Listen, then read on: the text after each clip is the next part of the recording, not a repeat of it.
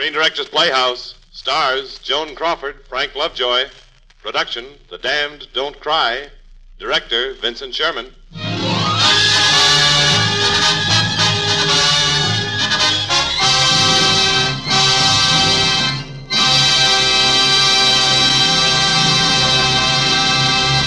This is the Screen Directors Playhouse, the Thursday night feature on NBC's All-Star Festival of Comedy, Music, Mystery, and Drama.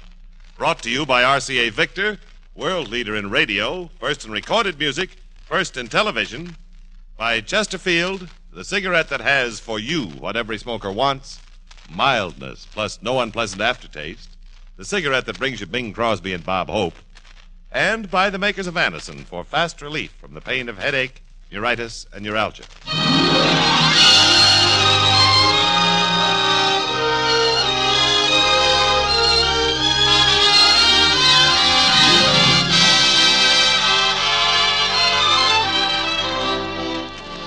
Tonight, the Screen Directors Playhouse is pleased to present a study in dramatic conflict. Our story is the motion picture hit The Damned Don't Cry, and our stars are Joan Crawford and Frank Lovejoy.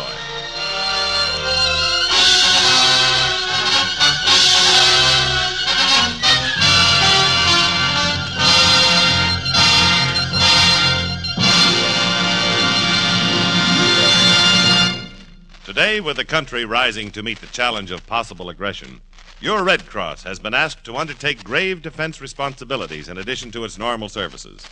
That's why a goal of $85 million must be reached in the 1951 Red Cross Fund campaign. Remember, when you give to the Red Cross, your gift is a lift to our fighting men. Now, before our first act, here's a word from RCA Victor. A word about money. How to make it go farther with an RCA Victor combination. You'll get the equivalent of 3 consoles, 3 different kinds of fun, and yet you'll pay for just 1 cabinet, 1 sound system. RCA Victor's Rutland, for example, brings you television at its finest. 17 big inches of million-proof television, quality proven in over 2 million homes. Second, you get both AM and FM radio with RCA Victor's new extended tone range. And third, the Rutland gives you 2 automatic record changers that enable you to enjoy records at all 3 speeds. Yes, enjoy all of these fine instruments in 1 fine combination at 1 money-saving price. Look over the Rutland soon. And say, here are 2 new RCA Victor Red Seal releases to add to your collection. September Song, sung on a single record by Itzio Pinza, and the album of selections from Gershwin's Porgy and Bess with Reza Stevens and Robert Merrill.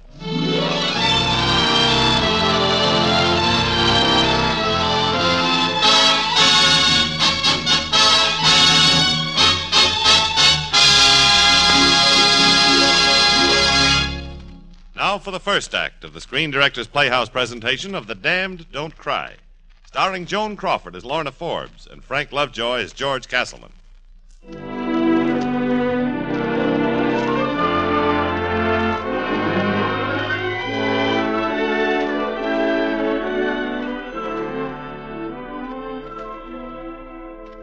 In bold type, the headline read, Racket Leader, Public Enemy Number 2, Slain.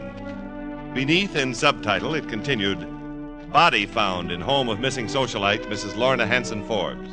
Police fear Texas oil heiress, victim of crime syndicate. Why was she missing? Why was she dead? Or was she alive? Alan Fowler of the Times searched half over America and found his story in a ramshackle, disheveled house in Oil City. Just who are you, Mrs. Forbes? Who am I? What do you mean? Well, you're listed as a Texas oil heiress, daughter of John Hanson. Now, there is no such animal as John Hanson. As for the Forbes label, you're supposed to be the widow of Robert Forbes, Wyoming oil magnate. Would you, care to read the vital statistics? Don't bother. I know. There never was a Robert Forbes. Uh-huh. Then who are you? I'm so tired, Mr. Fowler. Very tired. Tired of running away. Why are you running? What is your connection with the crime syndicate? I'm going for a ride, Mr. Fowler. A one-way ride. Huh? Don't look so startled. Sure, I'm frightened. I've been out of my mind for days with fear. Maybe I've got it coming. Maybe I haven't, but all I know is I can't stand the waiting, and I can't keep running. Look, why don't you start from the beginning? Huh? The beginning. It was right here in this broken-down house with a derrick in the backyard and smelly grease pots in the front. 2 years ago, we buried my 5-year-old son, Tommy. And there was nothing to hold me here any longer. I was sick of being poor and sick of the man I called my husband. So I packed and went to New York. I was pretty naive when I got a job as a model in a wholesale dress house and discovered that my major duty was to entertain out-of-town buyers at night. One night, Sandra, another model, and myself were returning from a date, my first. Enjoy yourself, Ethel, honey? I feel like something that was on a sale in a bargain basement. I'm one big bruise from here to here. So they wrestle with you a little. It's no worse than the subway. Hey, you got to stop being antisocial. This living by yourself, that's for channel swimmers. You're having a great time, and at retail prices. Here's $20. $20? What's this for? Your cut. Whenever we steer a couple of the buyers into Grady's back room to shoot dice, he gives us a bonus. We split 50-50. It helps, don't it? Hey, how about us working as a team? No, thanks. I'd better learn one job at a time. But it's all the same job. It's still modeling, only it pays better at night. Look, hon, don't kick opportunity in the teeth. What else have you got to sell but a face and a figure? I didn't come to New York to be a tramp. Neither did you come to New York to live in that crummy rooming house. Is that what you're looking forward to? Well, no. Then cut out your beefing and cooperate.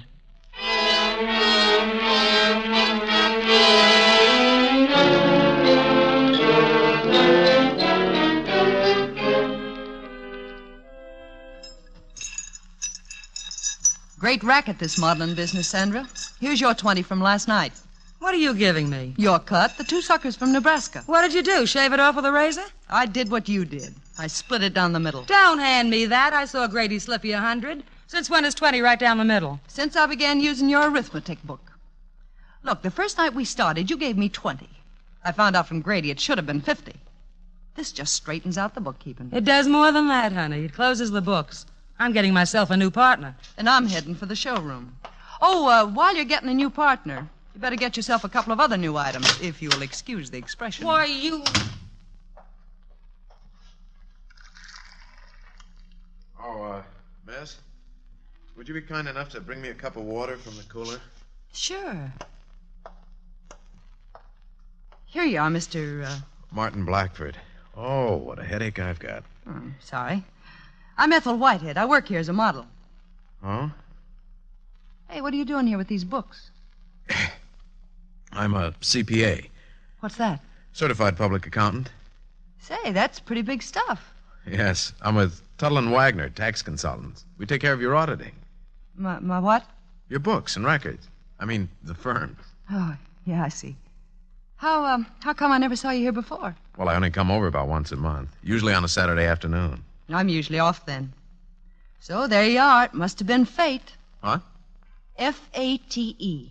Certified public fate. Oh. Well, I'm afraid I must really get back to work. What if you don't? Well, the Secretary of the Treasury won't like it. Neither will Mr. Talbot. It's my job to keep them both happy. And you do that with nothing but this pencil? Well, it takes a little brain, too. I'll bet. How much of that is it going to take today? Oh, I'll be here till around 9, 10 o'clock. Oh, when do you eat? Whenever I finish. Now, that's what's giving you those headaches. You're skipping too many meals. You're just kidding yourself. Keep on doing it, and pretty soon you can't work. Your company goes to pot, and then where are you? You're dead. I never thought of it in quite that way. Well, see you later. Too bad we won't see you at Grady's tonight, Angel. You'll see me all right, with the big money bags. A CPA. Certified public accountant to you, dearie.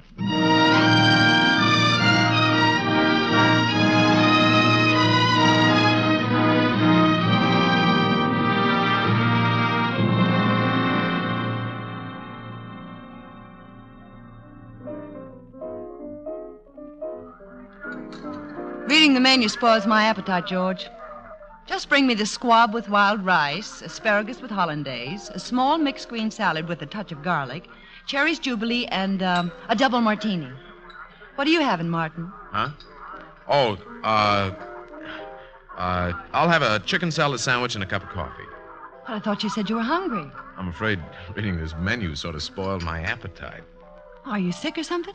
No, just a bit embarrassed. Afraid I'm short of funds. Oh, that's all right. They'll take your check. I don't think you quite understand, Miss Whitehead. How much do you think an accountant earns? Well, I took it for granted that a man who... Well, the Treasury Department. I assumed that at least you made something like... Less than that. Here's an item on the menu that's half a day's salary. I make exactly $60 a week. Well, of all the crummy deals. Oh, not really. Salary isn't everything, you know. Oh, they're a very nice firm. Are you on the level? Oh, don't worry. I'll manage all right. I like chicken salad sandwiches. Don't be silly. Nobody likes chicken salad sandwiches. All that education, brain, and for what? 60 lousy bucks a week. You'd be surprised what my mother could do with it. You support a mother, too? Oh, she's quite a manager. She'd have to be a magician. Why, you could make more than that bouncing drunks out of here. Well, I see you made it. Oh, who's this gentleman? I thought I knew most of our out-of-town buyers. Out-of-town buyers. Oh, boy. The boys in Washington will love that, won't they, Martin? Mr. Blackford happens to be a tax consultant associated with the Treasury Department. Tuttle and Wagner, really. So many connections, I just can't keep them straight. Oh, well, Mr. Blackford, in case I ever have any tax problems, I'll know who to call. That's fine. He'll send over his office boy to add up your tips. A great sense of humor. She used to sell more cigarettes that way. Hello, folks. Why, Grady, I'd like you to meet Mr. Blackford. He's connected with the Treasury. And how are you, sir? I'm afraid Miss Whitehead's a little confused. My only contact with the Treasury Department's when I make a mistake. You make many of them? Certainly not. That's what the clients pay for. He's a CPA. Oh, well, whatever he is, any friend of yours is a friend of mine. That means certified public accountant. Yeah, sure, CPA, I know. Say, after you finish your dinner, you and Mr. Blackford might like to drop into the black room for Oh, no. He couldn't possibly. He's right in the middle of a terrific problem. He barely has time for a sandwich. Well, it's just a friendly little game. Grady, he's got to rush right back. I keep telling him what's the point of having a brain from here to here and making a bundle of money this high if you can't take time off from starving. Well, that's too bad. Say, Mr. Blackford, I don't suppose you could stop by my office on your way out for just a second. What about? Well, just a personal problem. I made one of those little mistakes with the Treasury myself. This morning they contacted me personal. Mr. Blackford, I certainly would appreciate a little professional advice if you could spare it. I think we could possibly squeeze in the time. Huh, Marty? Huh? I don't know why not. After all, friends of yours are friends of mine.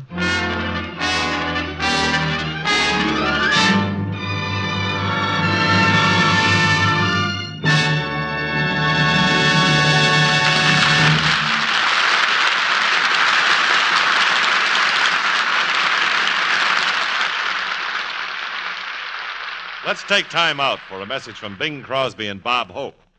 Hey, Bing, you got a minute? Oh, sure, Bob. I got all the time in the world. Don't tell me you own that, too. Oh, never mind that stuff. Get to work with it. Okay. Folks, Better Tasting Chesterfield is the only cigarette that combines for you mildness with no unpleasant aftertaste. And you can prove that yourself.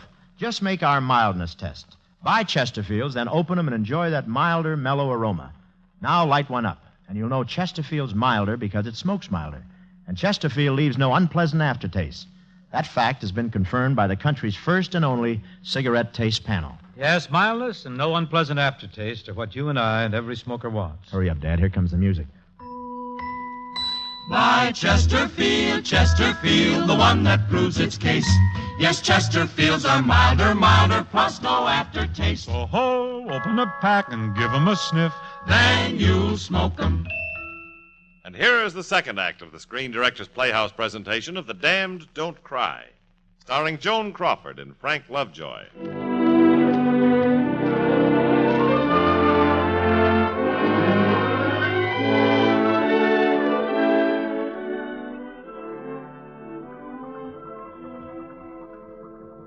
Have you got a cigarette, Mr. Fowler? Yeah, sure. Here. Thank you. Well, continue with your story, Mrs. Forbes. My story. The small-town girl who wanted to make good in the big city. The small-town girl who was only interested in big fish. Well, when Marty finished looking over Grady's books, the next thing that happened was that the meal was on the house and he'd been offered a job as accountant for Grady. Then we were walking home. You're a genius, Marty. $100 extra a week. Your chicken salad days are over. And this isn't the only job waiting for us. Grady has plenty of friends. And I'll bet they got tax problems sticking out all over them. Well, I certainly appreciate what you've done for me, Miss Whitehead, but... First thing you do is to learn to call me Ethel. Yes, I'd like to, Ethel. Now, go ahead. You appreciate it, but what? Well, I'm not really sure I should accept the job. Tuttle and Wagner might not approve of it. Why not? It's on your own time. What you do a few nights a week is your business, isn't it? Yes, but I feel I owe them at least an explanation. All you owe them is what they pay you for. And for what they pay you, you can take a few days off. Well, I know it isn't much, but... Did they ever tell you not to take an outside job? No, but... All right, then you be snooty, too. Don't tell them. All right. I'll take it on one condition, and that's that you share it with me. The fee, I mean. Why, I wouldn't think of it. You mean like a percentage? Why not? I guess you could use the money as well as I can. I wouldn't feel right otherwise. Well, I wouldn't want you to do anything you thought was wrong. Good, then it's settled. After all, you're responsible for this whole thing, Ethel. I wouldn't have had the nerve. You don't need it, Marty. I got enough for both of us.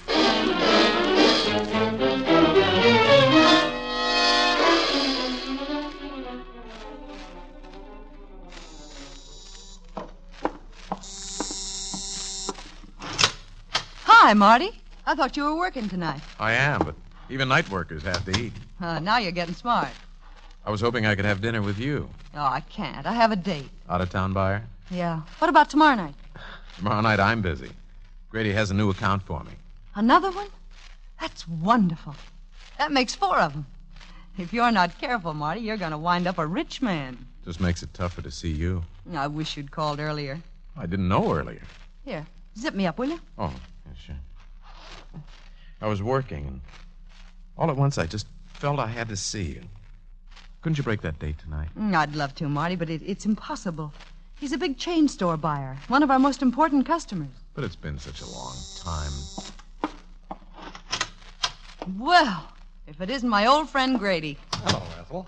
Sorry, I'm going to have to rush out on you. Oh, this isn't a social call. I just came to pick up Marty. We're going to a meeting. But I'm due back at Malloy's tonight. Malloy will be there, too. What kind of meeting? Business, big business. Like an invitation to the White House from the Prexy himself. Coming, Marty? Sure, he's coming. Hey, Marty, if you like, I'll come with you. Wait a minute, Ethel. George didn't tell me to bring you. This George. Did he tell you not to bring me? Why should he? He doesn't even know you're alive. All right, let's prove to him I am. What about your date? Where your interests are concerned, Marty, my date can go to the movies. Thanks, Ethel. Oh, but George wants to see Marty, not you. All right, we'll leave it up to Marty. If he wants me, I'll come. If not... I'd like to have her along, Grady.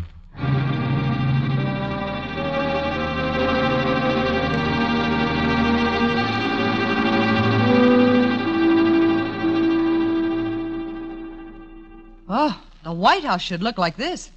What's George president of? A diamond mine? That statue over here, Ethel, is an Etruscan. A what? An Etruscan refers to an early art period. Etruria was an ancient country with a highly developed civilization located in what is now known as Italy. This is Marty Blackford, George Castleman. I've heard a great deal about you, Mr. Blackford. Oh, I hope it's been favorable. If it weren't, you wouldn't be here. And this is Miss Whitehead. How do you do? How do you do? I don't think I've heard anything about you, Miss Whitehead. Oh? Ethel's Marty's friend. He doesn't go anywhere without her. I wonder if Marty's friend would release him long enough for a very short business session. So long as it's short and he's in good company. Grady, would you take Marty into the library and introduce him to the gentleman there? Oh, sure thing. Let's go, Marty. Miss Whitehead, I must say I admire your choice of friends. I like men with brains. It's a quality that isn't offensive in women, either. Did I get you a drink? No, thanks. I hope you'll be able to amuse yourself while Mr. Blackford and I are in the library. I'll try to find something. I wish I knew what to suggest. You might invite me into the library. There's one thing I never do in the presence of women. Discuss business. That should leave you plenty of room for other interests. I have no other interests. Even my wife understands that.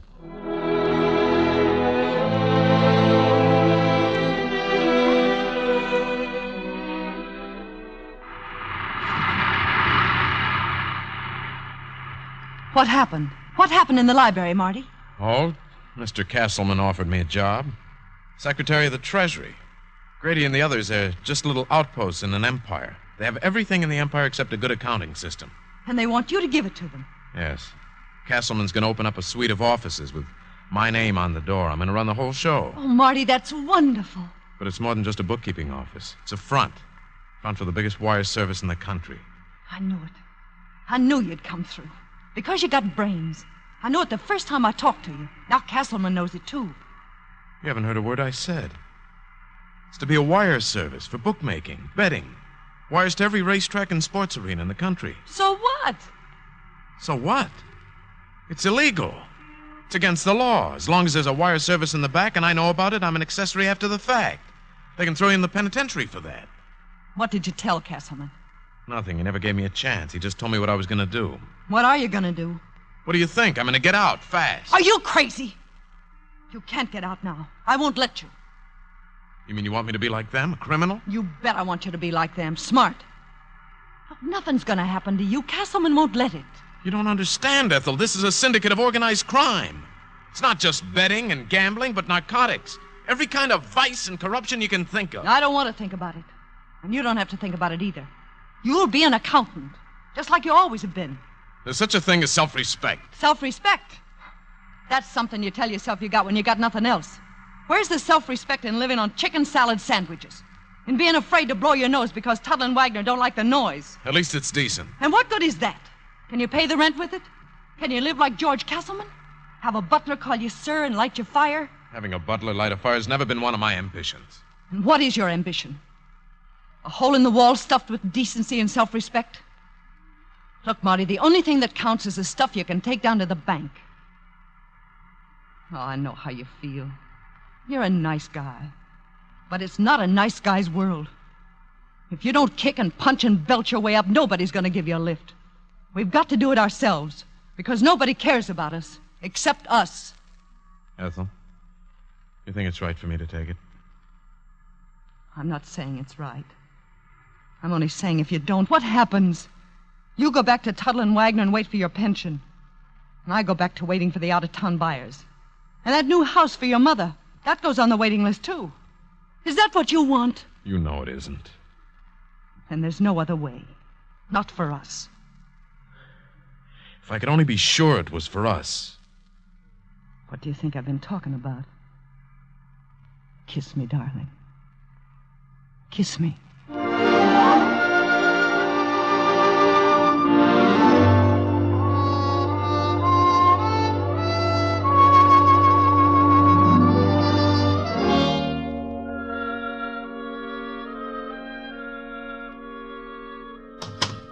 Come in, Miss Whitehead. Thanks, Mr. Castleman. Grady told me Blackford didn't go anywhere without you. He didn't tell me that you went anywhere without Blackford. Grady doesn't know as much as he thinks. I had a talk with Martin last night. The office idea's okay. He's agreed to come in. Is there any question about it? Yeah, a big question. Martin has an important position with a very old and reliable firm.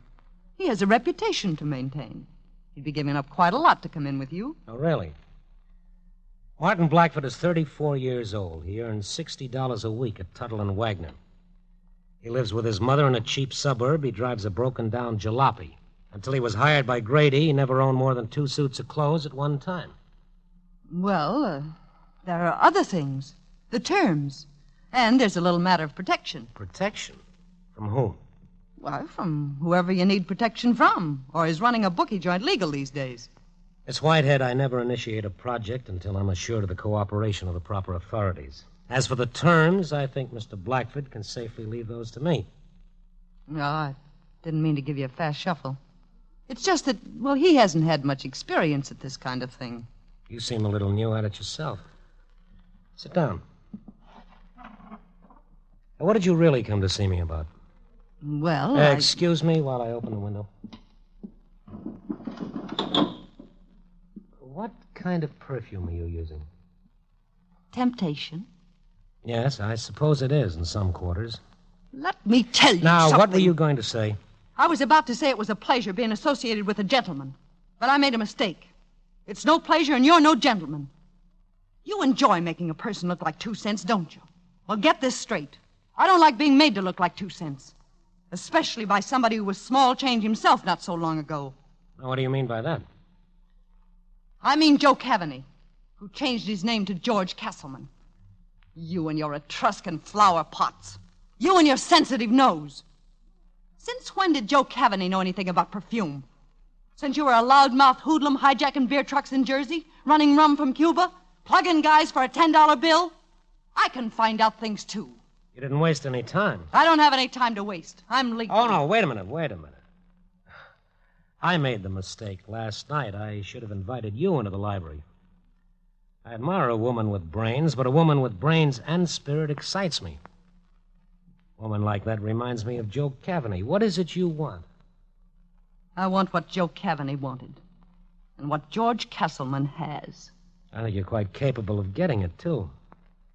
Must be a place in my organization for someone like you. I already have a place in your organization. I had in mind a somewhat more prominent place. Although there's quite a lot you'll have to learn. I could learn it. For example, lesson number 1. It's an Etruscan vase, not a flower pot. Being able to own it is one thing, to appreciate it is another. Lesson number 2, cheap perfume is cheap perfume, no matter who tells you, Cavaney or Castleman. And lesson number 3, take that loud hat off your head. A well-dressed woman never wears anything that deflects a man's attention from her face. Now that I see it, it's a very pretty face. Exactly what kind of place in your organization did you have in mind, Mr. Castleman? It's too soon to judge. We'll have to see in which direction your capabilities lie. You're asking for trouble, aren't you? I never got anything yet worthwhile without trouble. Only don't take this kiss for anything more than it's worth.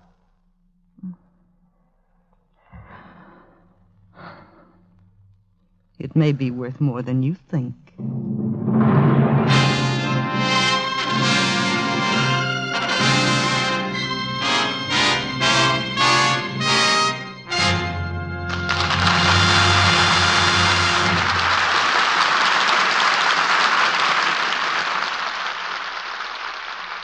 When we ask you to try Anacin for the relief of pain due to headache, neuritis, or neuralgia, we are not asking you to try a new or unproved method. For there are many people listening in now who have been introduced to Anacin tablets by their own dentist or physician. You who have received Anacin this way know the effect of incredibly fast relief these tablets bring. Anacin is like a doctor's prescription. That is, Anacin contains not just one, but a combination of medically proven active ingredients in easy-to-take tablet form. People by the thousands are using modern Anacin today instead of other ways. Doesn't their experience seem worth following? Try Anacin the next time you suffer pains from headache, neuritis, or neuralgia. You'll be delighted with the results. Ask your druggist for Anacin today. Anacin is spelled Anacin.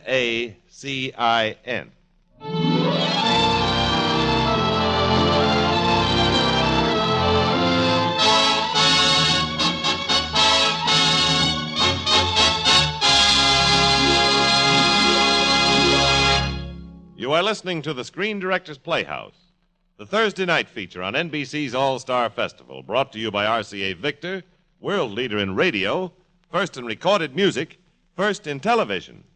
By Chesterfield, the cigarette that has for you what every smoker wants, mildness plus no unpleasant aftertaste.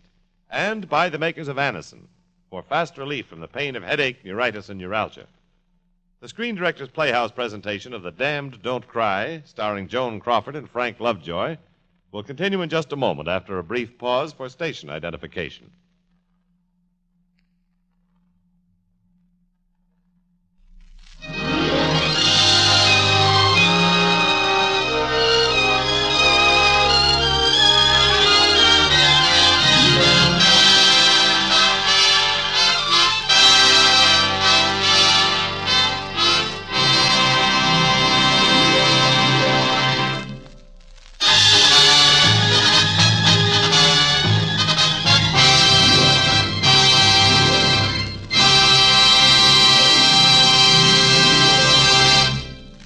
This is the Screen Director's Playhouse. We continue with the third act of The Damned Don't Cry, starring Joan Crawford as Lorna Forbes and Frank Lovejoy as George Castleman.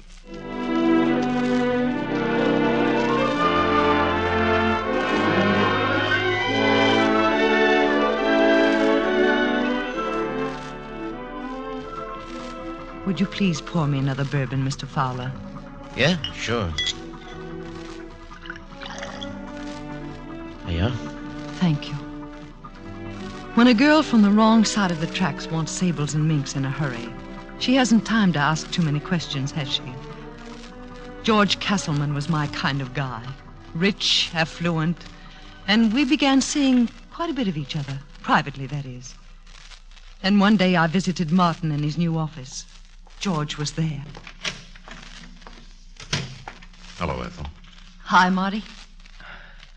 Ethel, now that I have a private office, there's something private I'd like to say. What's that? Here. When I was a kid, they used to call it an engagement ring. I've been wanting to say it a long time. This just makes it official. Go ahead, put it on. No, I can't. You mean you can't now? No, I mean I can't ever. But I thought you told me after we got all this... You don't need me anymore, Marty. You're on your way. You're a success. Oh, look, go find yourself another girl, will you? A girl as nice as you are. I don't want another girl. I want you. I always thought well, as soon as we got what we wanted, that you and I... But I'm no good for you. I never said you were, but that doesn't matter. It's too late for that. I want you to marry me. I'm sorry, Marty. You're sorry? What kind of an answer is that? Then why did you do this to me? This office, that wire room, this whole stinking business. Do you think I wanted it? I hate it. I hate every part of it. I only did it because of you. I did it for you, Ethel. I thought it was the only way I could have you. Well, you had no right to think that. You made me think. I didn't make you do anything. If you didn't want all this, you didn't have to take it. And if you don't want it now, you can leave. Nobody's holding you. Nobody's twisting your arm. You couldn't have done this to me deliberately. You couldn't have planned it this way. No, something must have happened. There's somebody else. That's it, isn't it? Answer me. Yes. He's promised me the world, Marty. And I've got to have it. This world he's promised you. Does it include a ring like this? I never asked. I'm not even sure it matters. I can't help it, Marty. I just can't help myself. I'm afraid I'll have to be pushing along, Marty. I thought if Miss Whitehead wanted a lift, I'd be glad to drop her. So long, Marty. I'm ready, Mr. Castleman.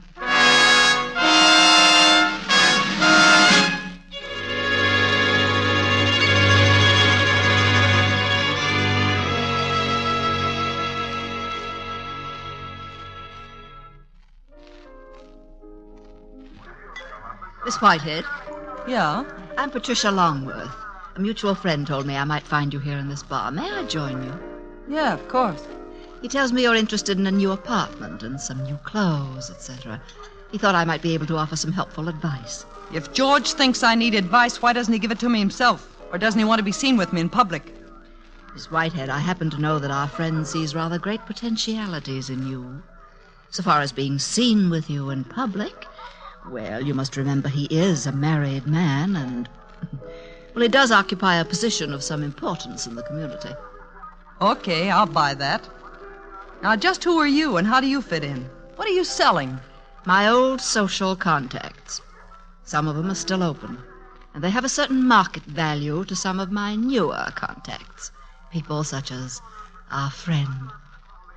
Now, let's start with your name. Ethel Whitehead.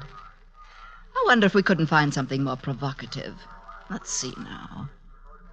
How about Mrs. Forbes? Mrs. Lorna Hanson Forbes. Suits me. Steel, isn't it? Or is it tobacco? No oil. Oh. There were derricks in my backyard. Now, I'd say you need one more thing. A touch of the continent. The south of France. You know, broadening your scope, giving you the proper background. And that will take about a year. A year? If we work diligently at the job.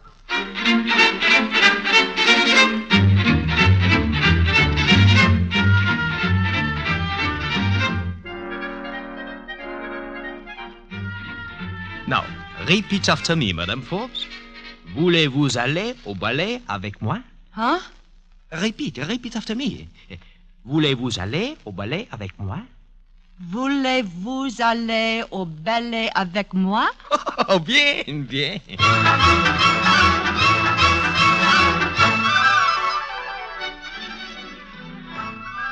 Mrs. Lorna Hanson Forbes charge accounts. Mink coat, $6,000. Champagne, $3,000. Diamond bracelet.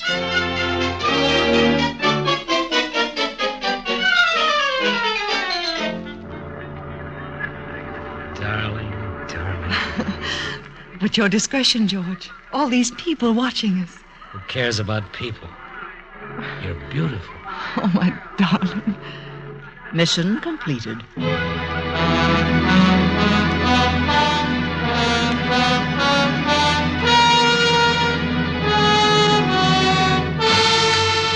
Whatever became of Ethel Whitehead? Oh, didn't you know? Mm-mm. She ran away with Joe Cavaney. They were married and lived happily ever after. Well, they deserve each other.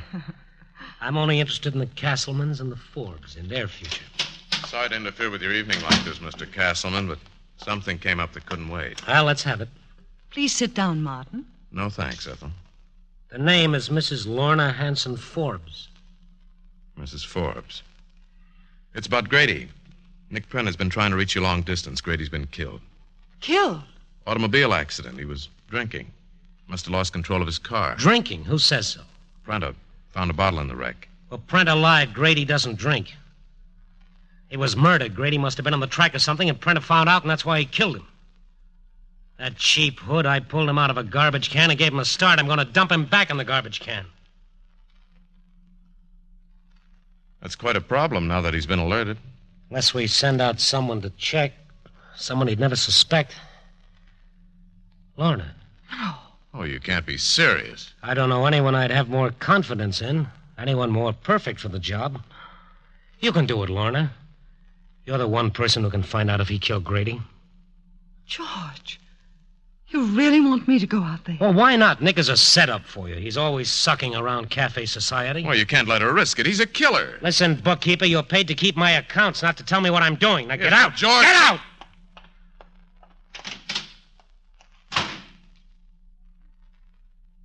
George, did it ever occur to you that I might have something to say about this? I'm sorry, dear. What did you wish to say? From what I've heard tonight, Mr. Prenta isn't likely to pour out his life story without very strong inducements. There must be a limit to, well, how far you want me to try to induce him. Well, you know how to handle it. I've got to know what's going on out there. Would you send your wife? Why bring my wife into it? Why bring me into it? Because my wife is incompetent for this job, and you're not. I equipped you for it. Every Paris label, they can all pay off now. What am I? One of your slot machines? Another racetrack? Another wire service you've underwritten? Is that all I've meant? Just another investment? You know better than that. Forget it and forgive me. I simply took it for granted that you were part of me and the things that concern me.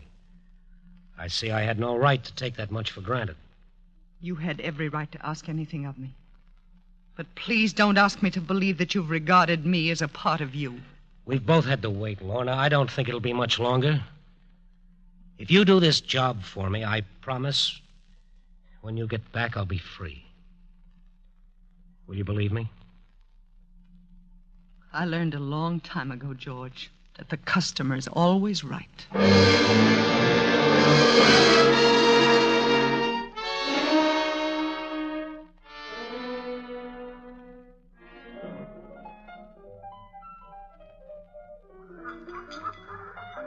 One newspaper calls you an Oklahoma heiress, another says you're from Wyoming. Which is it, Mrs. Forbes? Are you this inquisitive with everyone you meet, Mr. Prenta? It's a habit I picked up in my business. Well, perhaps that's where it should stay. It's a good rule any place. People I deal with, I like to know about. And in what way do you feel you're dealing with me? Well, right now, I'm only dancing with you. As for the future, I had something more interesting in mind. Then you'd better change your mind. Have I made myself clear, Mr. Prenter? My friends call me Nick. Oh, I wouldn't be so presumptuous as to try to break into your little circle of friends. I moved into your circle. Oh, come on. Don't you think we're wasting a lot of time? What are you doing tomorrow? You're the masterful type. You tell me.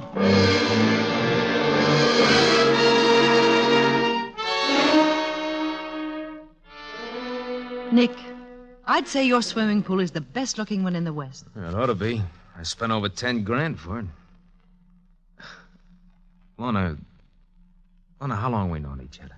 6 wonderful weeks, Nick. A long-distance call, Mr. Prenter. Detroit. Yeah, coming. Wait here for me, Lorna, will you? It'll only be a few minutes. Business, right. Huh? Yeah, all right. We'll work out the details tonight. No, you better let me call you. We'll make arrangements to pick you up in Chicago. Yeah, don't worry about it. Hold it, Eddie. What are you doing here, Lorna? Thought I told you to wait by the pool. Could I have a cigarette? There's a half-dozen trays around the pool filled with cigarettes. And there must be more than half a dozen women who could be, well, calling you long distance. Oh. So long, Eddie. You're jealous, Lorna, huh? That's good. No, I'm not so sure. I've been warned about you, Nick. I have a friend who has a friend who's heard rumors. You believe rumors? Yes, sometimes. I'm told that that you've even ordered men killed. That's what I mean about rumors.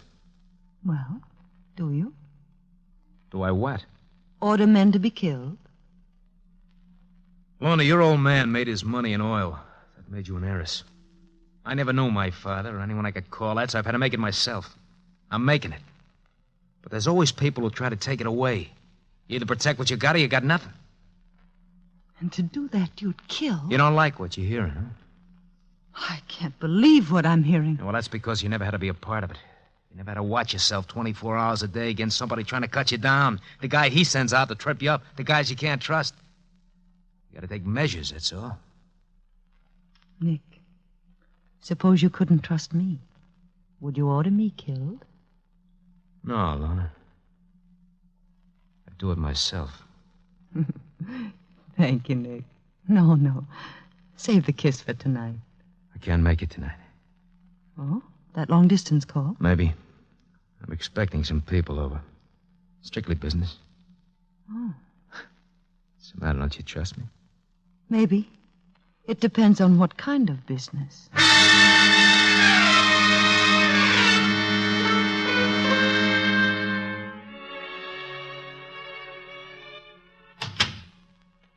Ethel? What are you doing here, Martin? I go where George sends me. Sent me here to check on one of his investments. Hasn't heard from you in some time. He hasn't heard from me because I've had nothing to report. I've been doing the best I can. Yes, George knows you've been busy. He's had reports on that. Look, I was ordered to ingratiate myself with Nick Prenter. That's exactly what I've done. No more, no less. George thinks you've been taking his orders too literally. I'm inclined to agree with him. Your agreement or disagreement doesn't interest me. No? You'd be amazed to learn how highly my opinions are regarded, Ethel. That's why I'm in a position to offer you some advice. Don't hold out on George. If you do. Now, are you absolutely certain you've learned nothing? Nothing he didn't already know? Prenter did have Grady killed. Yes. What else? Nothing else. In all the time you've been with him, all the hours alone, you've learned nothing else? Not even the people he talks to? Well, sometimes there are calls, long distance. From whom? I don't know. From where? Well, there was one from Detroit. When? This afternoon. Go on. What's the rest? What'd you hear? Well, nothing, except that, well, he's expecting some people tonight. It's business, a meeting. That's all I know, Marty, and all I want to know. I've had enough. Oh, you're upset. I thought you were enjoying your work. Or has Prenter become important to you? He means nothing to me, except he's a human being, and he trusts me. Don't tell me that disturbs you, taking advantage of a man's trust. Well, you can ease your stricken conscience because your friend won't be vulnerable much longer. What do you mean by that? You don't think George intended him to live, do you? George had been waiting until he had all the facts, and you're going to get them. No, I can't. I won't. You're going to find out every person who's at that meeting and why he's there. I can't go through with it. This is killing you're talking about. A man's life. I want no part of it. You want no part of it. You are a part of it. What do you think you've been living on, playing on, traveling on? Where do you think the money came from that converted you into the fashionable Mrs. Forbes? Came from 100 killings, 1,000 beatings, all the pennies and nickels and dimes squeezed out of 1,000,000 fists. All the $3 payments at the foot of the stairs to help make you a lady of refinement. No, you can't get out of it, Miss Whitehead. You hitched a ride on the roller coaster, and it doesn't stop, and nobody gets off until the trip's over. Oh, Marty. Marty, please help me. Oh, how can I? You wanted the trip, and you took me along with you. I can't help you now any more than I can help myself. Now, just do what George sent you to do. Find out about that meeting tonight.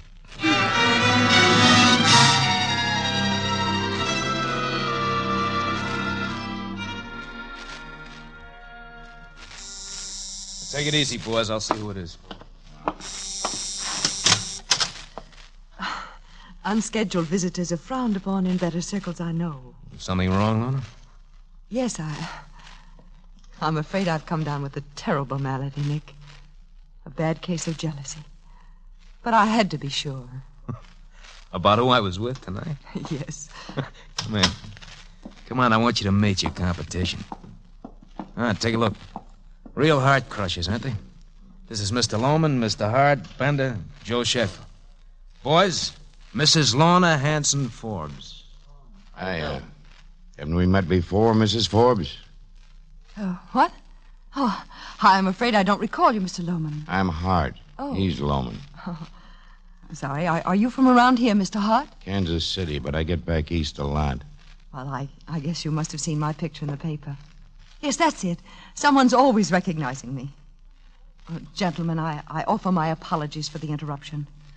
Back to your national convention. Nick, try to forgive me. Come on, Lorna, see outside.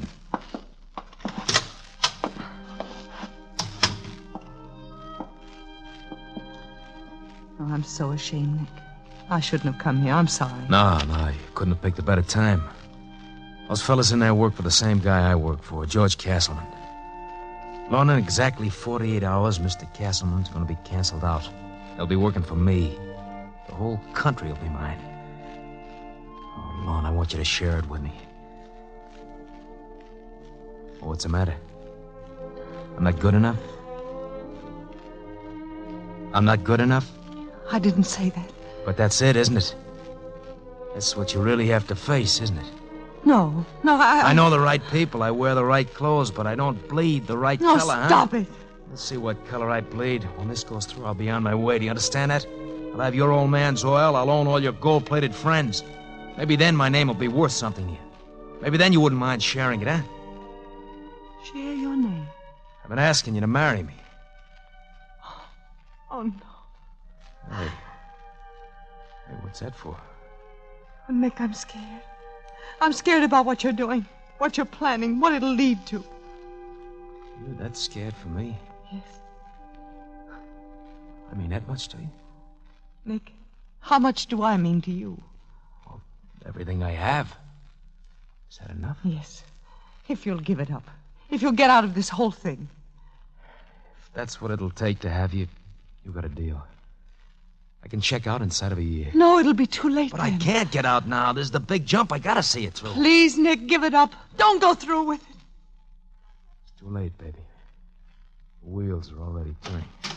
Nick, could I see you a minute? Yeah, okay, Eddie. You go home, Doc. I'll call you later.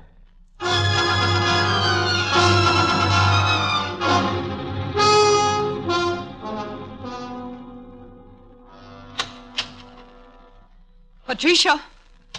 Patricia! She isn't here. Gone to a movie. George sent her. George? Hello, Lorna. Aren't you glad to see me? How did you get here? I've been too far away. How was the meeting? Meeting? What meeting? The meeting you told Marty about at Nick's house. There was no meeting. I misunderstood. You mean there were no visitors? Only yourself? Well, there were a few, some local friends. I see. You lying little double-crosser. George, lay off. Wasn't Sam Loman there from Cleveland and Eddie Hart from Kansas City? Yes. What are they doing? What are they planning? I don't know, George. I don't know. They're out to get me, aren't they? Yes. And you're covering up for them. No. I'll kick your head in. I'll beat your brains apart. Stop it, George. Stop it. Stay out of this, you bookkeeper. George, wait. She can help us. She can still be useful. When I get through with her, she won't be of use to anybody. Stop it. She can help us get Prenta. George, listen to me. You want Prenta, don't you? She can get him for us tonight, here. We'll all be in the clear. George, stop it. George, look. She can call him on the phone and get him over here. He'll never know. She'll tell the police it was self-defense. He tried to attack her. Yeah. Take a look at her face, George. Look at her. It'll work. Don't you see? It's perfect. Okay, Marty, okay. You got a brain, the best kind, the kind you don't have to go out and buy. I'll pick her up and put her in that chair. Yeah, all right. Give her the phone. Tell her what to do. All right, call Nick Prenta. Tell him you want to see him. Tell him to get over here right away. Alone. Please, Lorna. Marty, I just can't do it. You've got to. No, I can't. What's the number? Right on. That's Nick. All right, Lorna. Get to the door and let him in. He has his own key. You little tramp. Oh! One wrong word and I'll kill you both. Lorna, Yes, Nick. I want to apologize for busting in on you, Mrs. Forbes. I know it isn't done in your set, but your friend Eddie Hart told me it would be okay. He said Castleman might not like it so much. Nick, I didn't But that tell- Ethel Whitehead would go for anything, and I believe him. I told you what I'd do to you. You're not going to have time to do anything. Castleman! Watch it, George. He's getting his gun. That's what he hopes.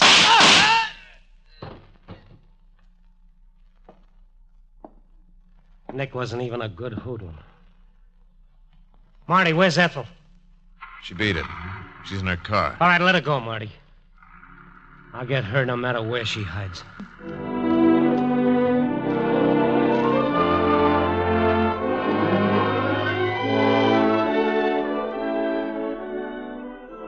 Not a very pretty story, is it, Mr. Fowler?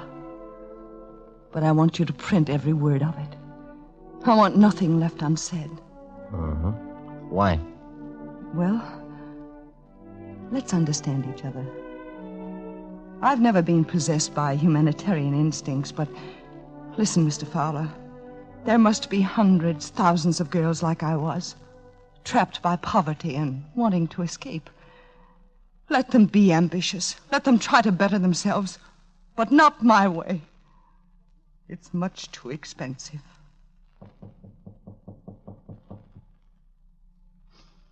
Do you want to wait around and watch the fade out of the notorious Lorna Hanson Forbes?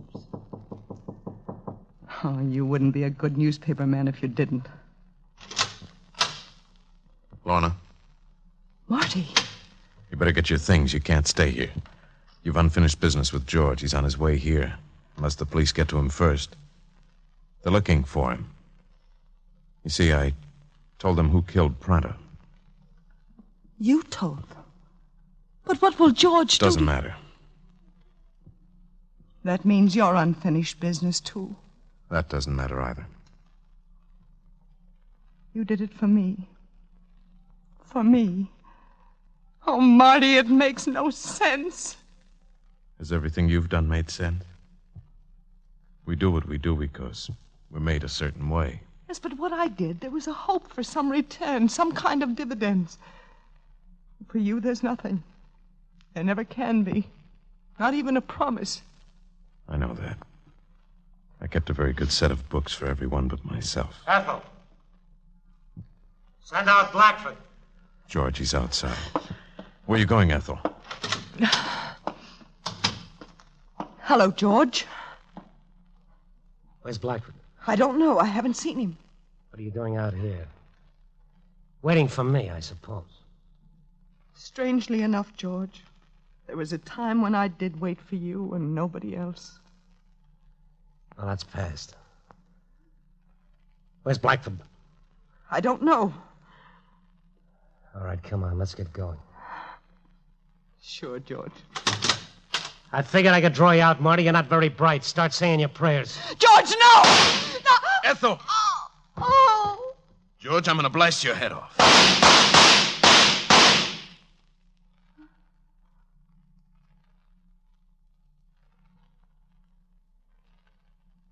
Ethel. Ethel, darling. Ethel, I'll get a doctor. You'll be all right. You have to be. Don't look so sad, Marty. Oh, Ethel. Ethel. It's the only way. Maybe this will help balance the books, Marty.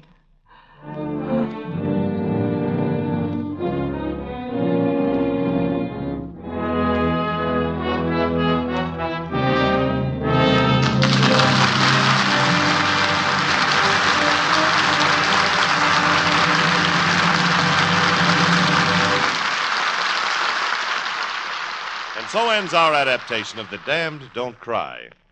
Our stars, Joan Crawford and Frank Lovejoy, will return in just a moment with our guest screen director. Next week, the Screen Directors Playhouse is pleased to present the hilarious comedy Hired Wife, starring Rosalind Russell and Jeff Chandler. In future weeks, we will present Humoresque, starring Tallulah Bankhead and Stephen Cochran. And on April 26th, the Screen Directors Playhouse is proud to present Jackpot. And our stars will be Miss Margaret Truman and Jimmy Stewart.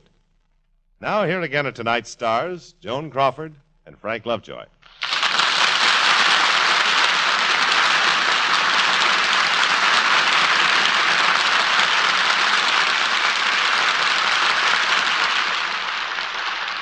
You know, Shakespeare said, the play's the thing. And we all agree.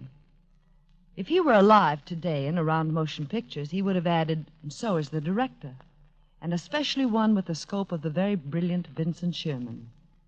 Ladies and gentlemen, may I present Mr. Sherman.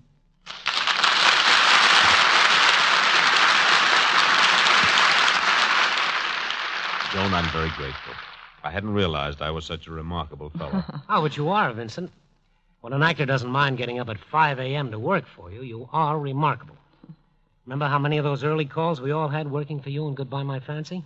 Yes, and I apologize for ruining your sleep, Frank. Apologize? Vincent, I'd think nothing of getting up at 2 a.m. for you. Oh, and greater love hath no actor than for his sleep. It's been a long time since I've heard a finer tribute. Incidentally, if I may, I'd like to say how much I enjoyed working with Frank Lovejoy as my co-star in Goodbye, My Fancy. And may I add, the gentleman is really an actor. Well, thank you, Vincent. And, Joan, there isn't anything I can say about you that everybody doesn't already know. You're wonderful. Say, before this turns into a mutual admiration society, don't you think we'd better say good night? Yes. Good night. Good night, Vincent. Good night, Frank. Good night. Good night, everyone.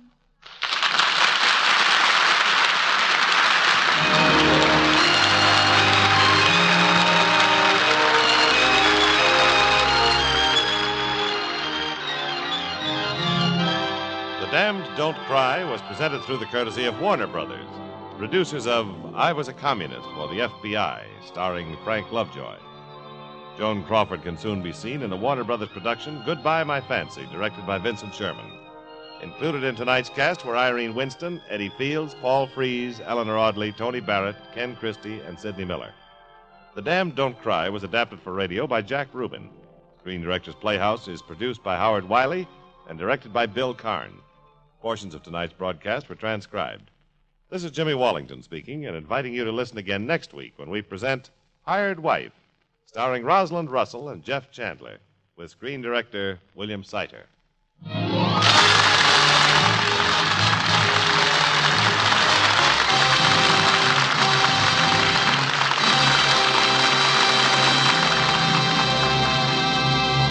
Saturday's Fun with Judy Canova and Dennis Day on NBC.